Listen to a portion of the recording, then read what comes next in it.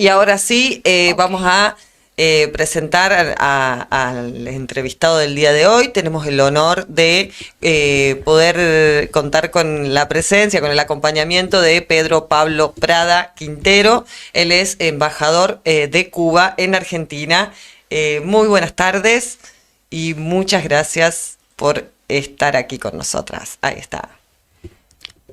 Muy buenas tardes a ustedes, a todos los amigos de la red Nodal y a toda la audiencia que desde las diferentes redes sociales está siguiendo esta transmisión. Es un placer acompañarlos en esta tarde.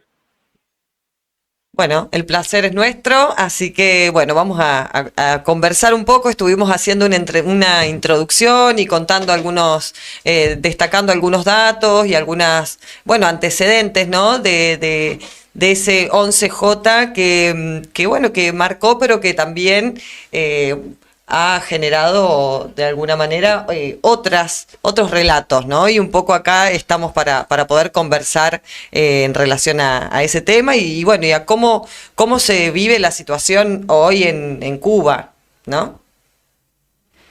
Sí, perfecto.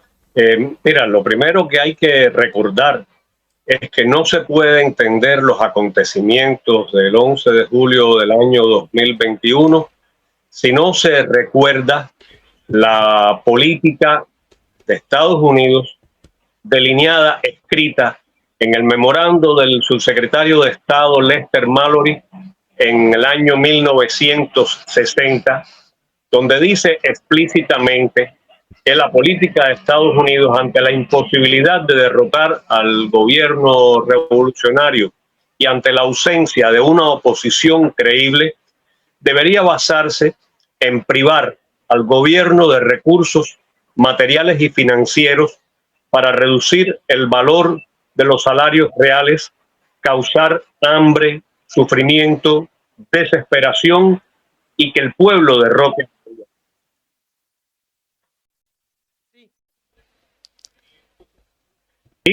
¿Sí? Sí. Hubo una interferencia, pero sí.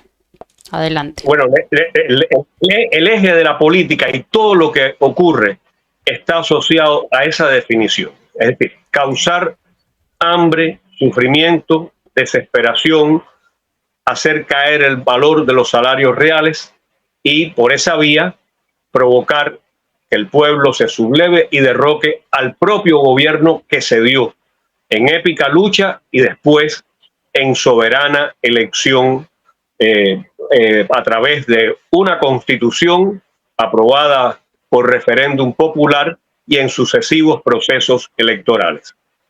Yo creo que si no se entiende esa parte, no es posible entender lo demás, porque sería absurdo creer que un gobierno responsable cometa acciones suicidas para privar a su propio pueblo de los recursos materiales y financieros que necesita para subsistir. Y de esto hay mucho de campaña política para desacreditar al gobierno cubano, a sus dirigentes y a convertir cualquier hecho aislado que puede darse en cualquier país del mundo, cualquier situación aislada, en el estado natural de las cosas.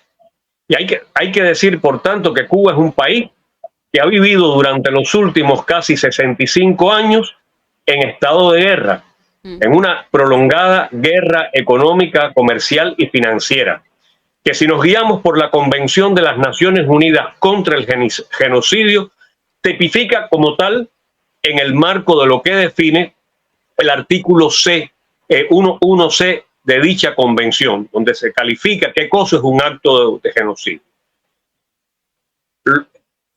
5 generaciones de cubanos han nacido, han crecido, han muerto, han vivido bajo el bloqueo. Los hijos de la revolución, los nietos de la revolución y ya están naciendo los bisnietos de la revolución. Y todos ellos han nacido bajo el signo de esta guerra económica. Pedro, en las condiciones de hoy. Sí, no, perdón, pero es que para nosotros nos resulta clave, digo, porque este es un nudo de los que hay que desarmar en torno a el relato, la representación, el sentido que se vuelve común en el mundo. Por eso te queríamos preguntar, digo, mucho se sabe porque el gobierno también siempre ha hecho un trabajo de información con la verdad hacia el mundo. Una verdad que la mayoría no quiere escuchar, pero que sí tiene oídos. Digamos, para nosotros es importante que nos cuentes, en síntesis, cuál es el impacto en la vida cotidiana. Y estabas, me parece, por meterte ahí. Porque son 5 generaciones nacidas bajo el bloqueo. ¿Qué implica para un cubano o una cubana que quiere llevar adelante su vida normalmente en paz y amando a su país, estar bloqueado? Bueno, empecemos desde lo más básico, la alimentación. Es la batalla cotidiana, primero para el Estado, para el gobierno, para las empresas públicas e incluso para las empresas privadas y para las cooperativas, la batalla cotidiana por llevar alimentos a la mesa del cubano, por lograr que esos alimentos sean de calidad y alcancen para todos. Tú te referías con antelación a la política del gobierno cubano de garantizar una canasta básica subsidiada de un grupo de alimentos básicos.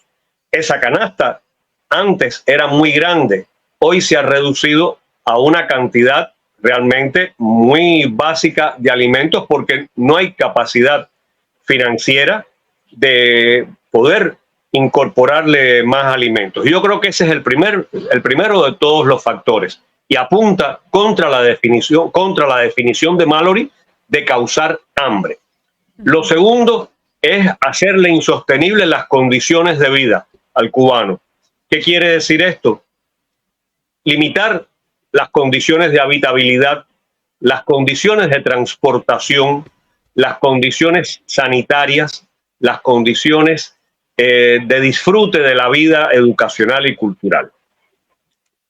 Cualquier industria de la construcción en cualquier país del mundo necesita recursos, necesita muchos recursos, necesita mucho combustible, que también se necesita para el transporte, que se necesita para generar energía. La persecución sobre las compras cubanas de combustible es enfermiza. Persiguen a las empresas petroleras y las sancionan si le venden combustible a Cuba. Aquellas que hacen resistencia persiguen entonces a las aseguradoras de ese comercio. Cuando no es suficiente, persiguen a las navieras e incluso a las tripulaciones que transportan ese combustible a Cuba y amenazan a sus tripulantes con quitarle las visas de ingreso a los Estados Unidos para ellos y sus familias, una vez que los barcos están penalizados por la ley Torricelli, que les impide volver a ingresar a puertos estadounidenses en el plazo de 6 meses. Aún todo esto les resulta insuficiente. Y en los últimos tiempos, la persecución ha arreciado para impedir que se pueda acceder a las piezas de repuesto. La más importante empresa energética en Cuba, la principal planta generadora de energía, es de origen francés, tecnología francesa. Bueno, a la empresa proveedora la amenazaron para que dejara de venderle a Cuba las piezas, las partes de repuesto, con el objetivo de crear problemas. Cuando se escucha averías en las centrales energéticas cubanas o algunos medios de prensa dicen las obsoletas, esa no es obsoleta, no son obsoletas. Lo único que a Cuba le está vetado comprar tecnología. Hay otra de las grandes plantas eléctricas que es tecnología japonesa, una muy eficiente tecnología japonesa, y padece del mismo mal. Ahora, hay hechos adicionales, y es que vamos a suponer que hay una empresa que resiste esas condiciones. Encontramos a los proveedores, tenemos el dinero para poder comprar, y entonces, por la designación de Cuba como un país patrocinador del terrorismo, hecha con toda intención para cerrarnos el acceso al sistema financiero internacional, Cuba no tiene la manera, teniendo los recursos financieros en sus manos, de colocarlos en manos del proveedor. Entonces, le hacen la vida es realmente difícil al pueblo cubano cuando entonces vienen los apagones. Todo el mundo dice, bueno, el gobierno cubano es responsable de los apagones. No lo es. Puede que alguna persona cometa un error en la administración de una red eléctrica, lo cual puede ocurrir en cualquier parte del mundo. Pero las compras de combustible para las centrales de generación de energía se hacen centralizadamente y se hacen también a partir de las extracciones propias en el país, que no son suficientes. Entonces, están estas realidades que afectan. Sin energía eléctrica no hay suministro de agua, se afectan las comunicaciones, se afecta la refrigeración que garantiza la seguridad de los alimentos y la seguridad de los medicamentos, se afectan los servicios de salud y una serie amplia de servicios básicos. Entonces, está todo debidamente calculado, medido, para causar el máximo de daño posible a nuestra gente, a sus condiciones de vida. Pedro, justamente lo que estabas diciendo recién, hacer hincapié sobre todo en el ingreso de Cuba a la lista de países patrocinadores del terrorismo, y bueno, un poco hablar de la manera en que afecta a Cuba las campañas de desinformación y las narrativas mediáticas que intentan desestabilizar el país. Sabemos que se difunde que en Cuba no hay democracia, esto que Cuba patrocina el terrorismo. Por ahí podríamos intentar contar algunos hechos. Voy a tirar un pequeño ejemplo sobre cómo Cuba ha sido sede de diálogos de paz en conflictos internacionales, en muchos casos. Bueno, vos tendrás otros para contarnos, pero bueno, un poco la gran pregunta es cómo se trabaja o cómo se hace para desarmar estas matrices mediáticas que se instalan a través de las redes sociales y, bueno, a través de los medios de comunicación que detrás tienen grandes corporaciones, hay que decirlo, ¿no? Efectivamente, mira, respecto al sistema democrático cubano, obviamente es diferente a los sistemas democráticos liberales, burgueses, que prevalecen en el mundo. Digo que prevalecen, pero que no son los únicos sistemas políticos que existen en el mundo. Y ese mundo demoliberal burgués convive en paz con muchos sistemas políticos que tienen signos distintos. ¿Por qué entonces se ataca a Cuba, cuyo sistema político goza de una amplia participación de los ciudadanos? No está basado en partidos políticos. De hecho, el partido político en Cuba no está concebido como un medio de competencia electoral, de empoderamiento o apropiación de poder por parte de una clase política. El partido político en Cuba existe.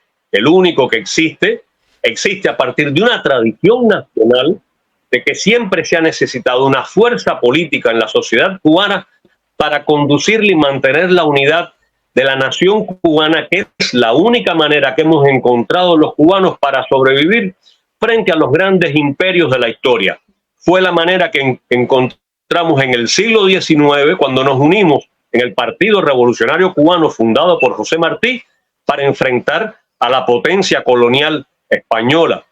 Fue la manera en que encontramos en el siglo XX para poder rescatar a la República, rescatar la verdadera independencia, la libertad que nos estaba siendo negada y poder ejercer soberanía plena, sentida sobre todo el territorio de la República. Ahora, si eso se quiere tipificar como algo no democrático, bien, veamos entonces, vayamos a los números que siempre son fríos y son contundentes. No, pero he escuchado con mucha atención todo lo que han explicado, a pesar de que no se veía la imagen. Es consecuencia de las limitaciones de conectividad que tiene el país, que no es porque Cuba quiera estar desconectada del mundo, sino porque nos impiden realmente los accesos a Internet. Hay 32 conexiones a cables submarinos alrededor de la isla y Cuba no puede acceder a ninguno de ellos. A ninguno. Pero bien, He escuchado todo lo que ustedes han explicado y les debía hablarles sobre el tema de la lista de estados patrocinadores del terrorismo. ¿Es así? Sí, te así escuchamos.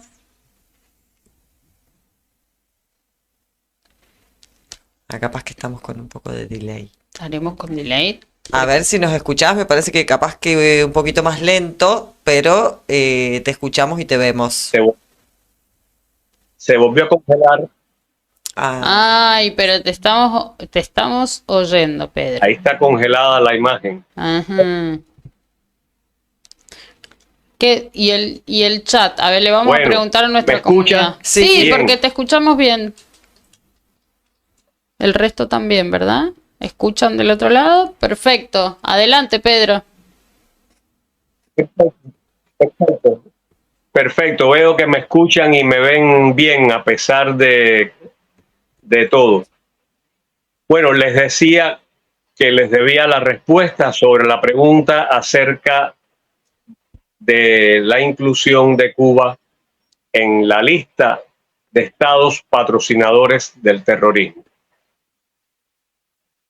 Y es muy importante esa pregunta, porque lo primero que hay que decir es que fue una decisión del gobierno de Trump a 6 días de dejar el poder en circunstancias en que, bajo la presión de grupos de poder de la extrema derecha estadounidense y cubano-americana de la Florida, tomó esta decisión para endurecer aún más las condiciones de bloqueo que habían sido impuestas al principio de su mandato, cuando revertió todo el proceso que se había iniciado con el gobierno de Obama. Es obvio que Cuba no es un estado patrocinador del terrorismo. De hecho, Cuba es un país que ha sido víctima del terrorismo organizado, dirigido, financiado desde el territorio de los Estados Unidos. Hay 5.577 cubanos víctimas de ese terrorismo, 2.099 muertos y 3.478 personas que fueron heridas, lesionadas o cargan algún tipo de cicatriz física o moral como consecuencia de actos terroristas. Digo más, el terrorismo contra Cuba se ha practicado con adultos y con niños y se ha llevado a circunstancias extremas, como ha sido mediante el empleo de guerra bacteriológica, introduciendo enfermedades para causar la muerte masiva de animales y de personas. Hay que recordar la epidemia de dengue hemorrágico que en el año 1981 arrancó la vida de 153 cubanos, incluidos 101 niños. Por tanto, tenemos memoria y recordamos muy bien lo que ha significado el terrorismo para Cuba. La calificación de Cuba como estado patrocinador del terrorismo lo que persigue es convertir a Cuba en un paria del sistema internacional y en particular del sistema financiero internacional, negándole el acceso a los bancos, a las finanzas en todo el mundo. Porque a pesar de todas las medidas de bloqueo, los bancos del mundo mantenían relaciones con Cuba.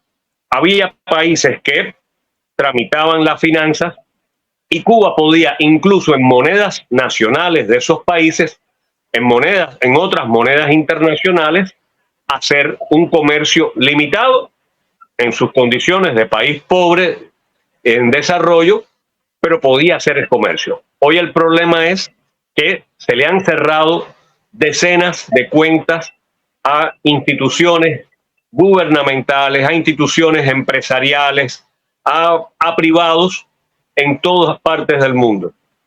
Digo más, no solo han cerrado cuentas, no solo han impedido el flujo financiero, sino que están generando una situación de extrema tensión en las relaciones financieras internacionales, porque esto ha significado que Estados Unidos ha ido al ataque de grandes bancos en Europa, ha ido al ataque contra el euro, contra el yen y contra la libra esterlina y otras monedas internacionales. Entonces, es de mucha gravedad lo que están provocando con esta designación injusta, falsa, política de Cuba como Estado patrocinador del terrorismo para causar daño. Por el contrario, Cuba ha sido uno de los países que más ha luchado contra el terrorismo y que más ha respaldado en los foros internacionales, incluso los propios Estados Unidos, para lograr que se aprobaran las 11 convenciones internacionales contra el terrorismo que existen en el mundo. Por tanto, es extremadamente cínica esa actitud de querer condenar a un país que el 11 de septiembre del 2001 abrió sus fronteras marítimas y aéreas a los aviones, embarcaciones de Estados Unidos para que se protegieran en medio de los dolorosos sucesos que estaban teniendo lugar en Washington y Nueva York. Es realmente un acto cínico, un acto cruel. Pedro, hablando de ese cinismo justamente, o de esa doble moral con la que se juzga también o con la que se acusa a Cuba de cosas invertidas en realidad, queremos preguntarte también por los ataques más bien terroristas que ha sufrido Cuba en el último tiempo.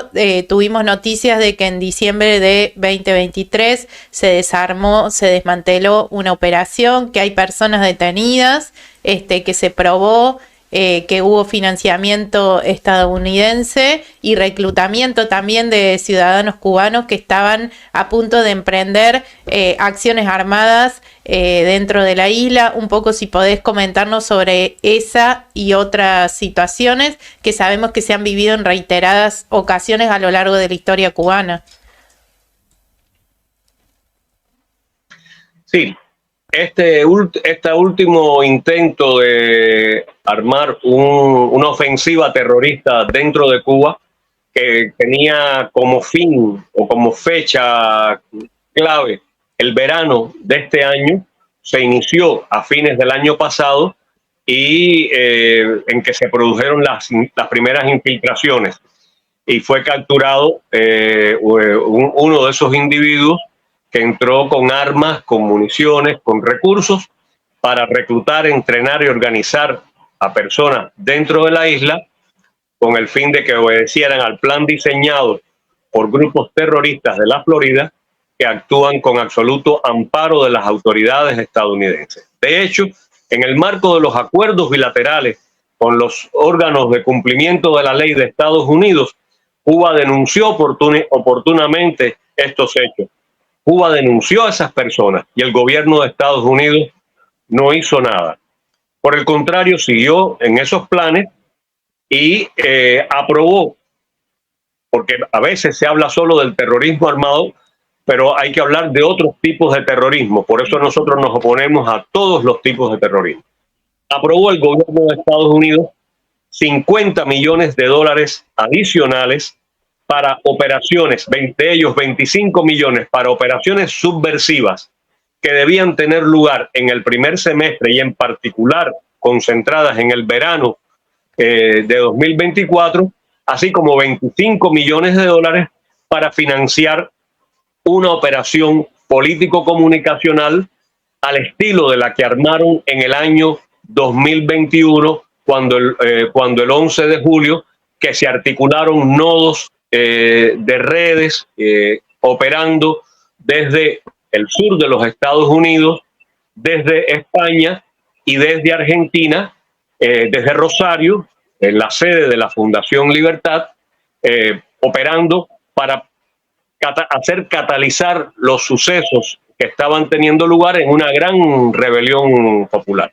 propiciando que se produjeran además hechos de violencia, asaltos a instituciones privadas y también a la propiedad pública, o que se destruyeran viviendas, que se atacara una sala de neonatos de un hospital provincial para destruirla a pedrada.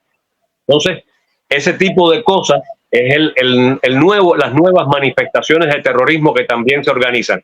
también previeron para este año, y se denunció oportunamente en las informaciones que se han hecho públicas en estos días, ataques contra los nodos de distribución eléctrica. Ante el avance de la recuperación del sistema electroenergético nacional, ante la manera en que el país ha garantizado el combustible, pues ahora lo que les queda es atacar las redes, atacar los centros de distribución. Así está actuando el adversario, de una manera sucia, de una manera cruel. Y es el terrorismo que está ocurriendo contra los cubanos. Nosotros nos preguntábamos hoy, y digo, hay mucha gente se pregunta tal vez, en torno a Cuba hoy, porque bueno, vos estás describiendo maniobras de guerra abiertamente, pero no ha vuelto a estar. Hoy en particular, gente en la calle, convocada a través de las redes, digamos, eso se ha podido frenar, eso se ha podido enfrentar, ¿verdad? Hoy el pueblo de Cuba es un día de verano, Sí. Un día caluroso de verano, la gente está de vacaciones. La vida de las grandes ciudades ha seguido su curso. Las actividades se están desarrollando según lo que tenían previsto las instituciones culturales. El que tiene que dedicarse a compras familiares también ha estado en eso. Los niños que tienen actividades también extraescolares organizadas en muchos casos para llevarlos a lugares, a visitas. Por ejemplo, en el centro histórico de la ciudad de La Habana, que hay un programa en que llevan a las comunidades, a las familias a visitar museos, lugares de interés. Todo eso está transcurriendo en un día como hoy.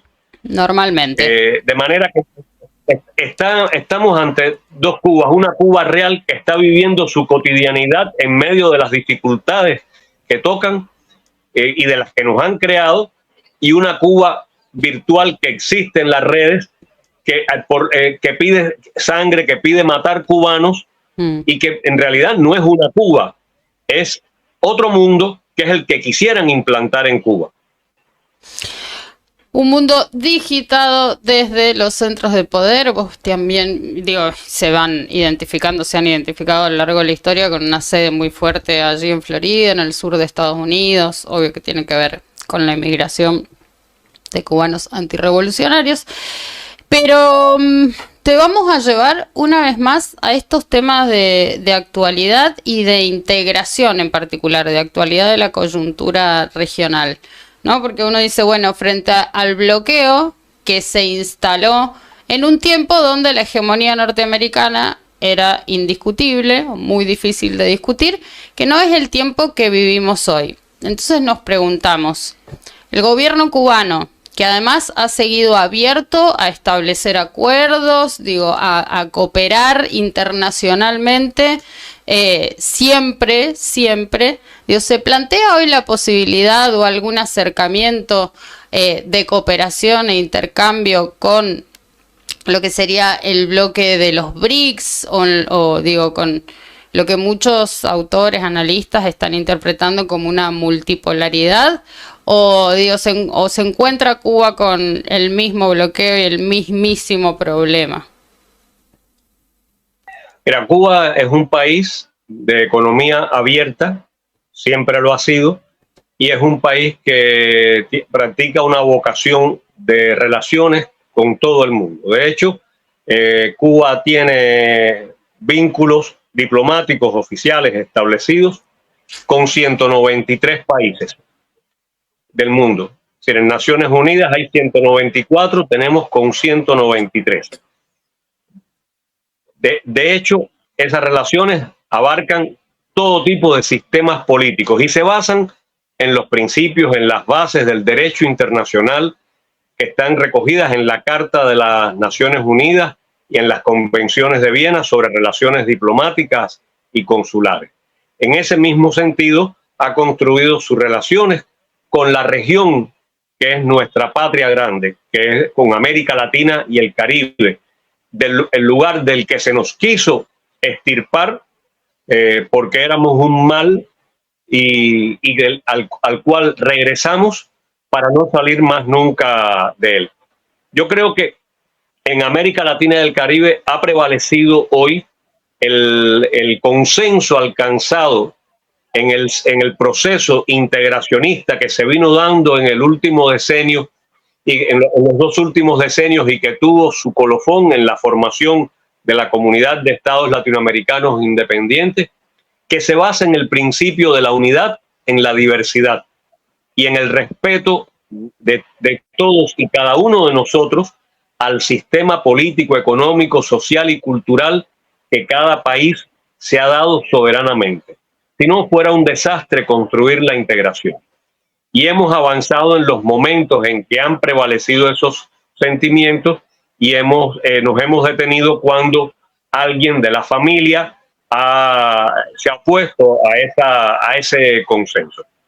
Yo creo que es muy importante que la comunidad internacional se arme sobre esa fase, y Cuba lo defiende desde todos los foros, y en ese sentido las relaciones con los BRICS son privilegiadas. Sin embargo, los BRICS son también víctimas, son atacados por el bloqueo. Si un banco chino quiere hacer operaciones con Cuba, tiene que ser un banco que tenga la solvencia o que pueda tener la capacidad, la posibilidad de bordear el bloqueo. Y lo mismo pasaría con un banco sudafricano o un banco ruso. No podemos hacer comercio en dólares, tendríamos que hacerlo en rublos, tendríamos que hacerlo en remini. O sea, esas son las realidades del mundo en que vivimos. Por eso es que la comunidad internacional cada vez más plantea apartarse del patrón dólar, que se ha convertido en un dogal para las relaciones económicas internacionales. Y en este momento de crisis, cada vez más hay países que buscan maneras de establecer vínculos de una forma diferente y con otras monedas.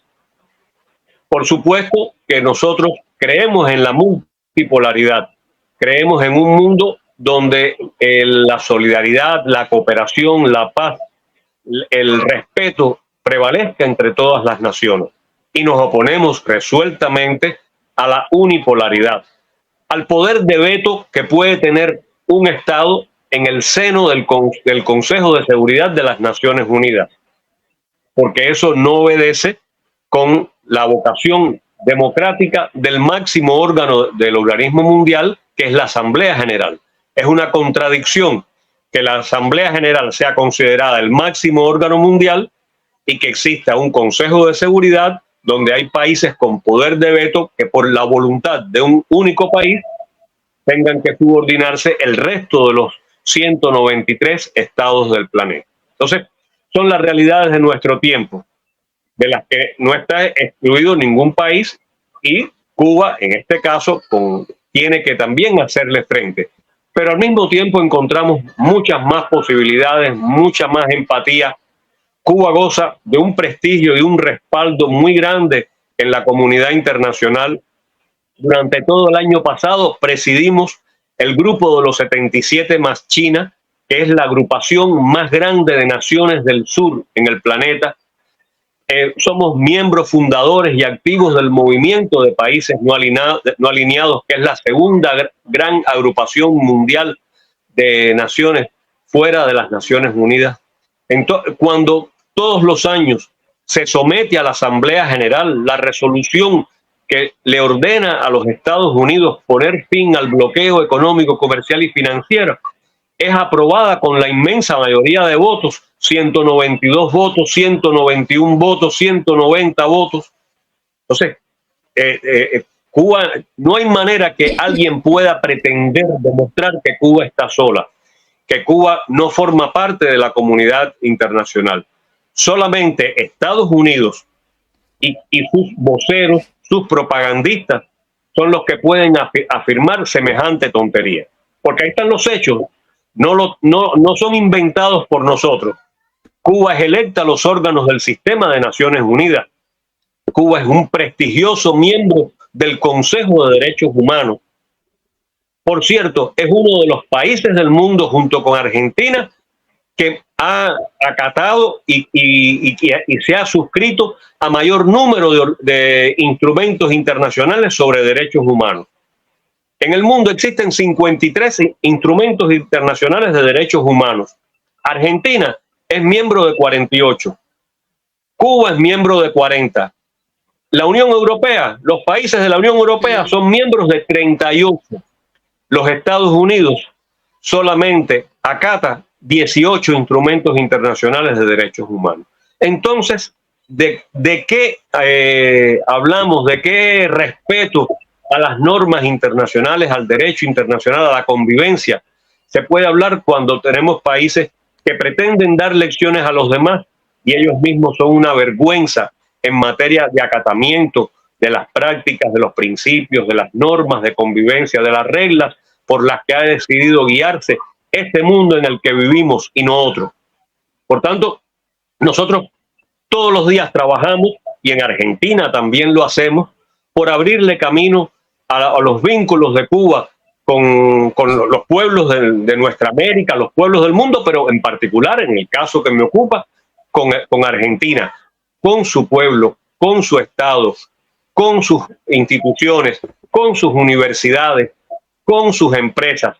Tratamos de buscar soluciones a los problemas complejísimos que la situación económica de ambos países nos impone, a los temas de endeudamiento, a los temas de comercio, a los temas de cooperación, a los temas de inversiones. De manera creativa, tratamos de abrir puertas mientras que algunos se afanan en cerrarlas. No tenemos vocación de carceleros, no tenemos vocación de cierrapuertas. Nuestra visión es siempre hacia el horizonte, amplia, buscando oportunidades.